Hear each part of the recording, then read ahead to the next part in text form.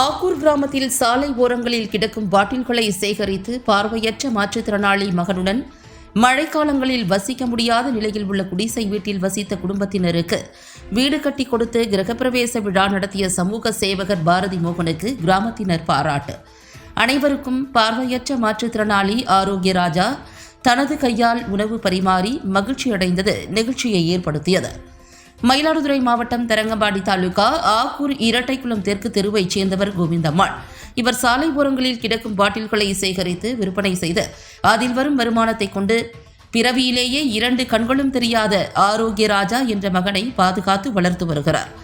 மழைக்காலங்களில் தங்க முடியாத வகையில் இவர்கள் வசிக்கும் குடிசை வீடு இடிந்த நிலையில் கூரையை சுற்றி தார்பாய் பிளாஸ்டிக் ஷீட்டால் மூடி வசித்து வருகின்றனர். இவர்களுக்கு உதவி செய்யுமாறு அப்பகுதி மக்கள் கோரிக்கை விடுத்ததன் பேரில் சமூக சேவகர் பெரம்பூரைச் சேர்ந்த பாரதி மோகன் தான் நடத்தும் பாரதி மோகன் அறக்கட்டளை மூலம் பல்வேறு நபர்களிடம் நிதி திரட்டி 2,10,000 மதிப்பில் சிமெண்ட் ஷீட்டால் ஆன புதிய வீடு கட்டி கொடுத்துள்ளார். தொடர்ந்து கிரகப்பிரவேசமும் நடத்தி வைத்தார்.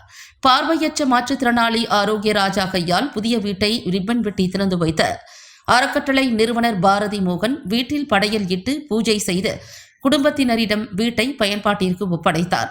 குக்கிராமங்களில் ஏழ்மை நிலையில் மழைக்காலங்களில் வசிக்க முடியாத நிலையில் உள்ள பொதுமக்களுக்கு இதுவரை 18 வீடுகள் கட்டி கொடுத்துள்ள சமூக சேவகர் பாரதி மோகனை அப்பகுதி பொதுமக்கள் வெகுவாக பாராட்டினர்.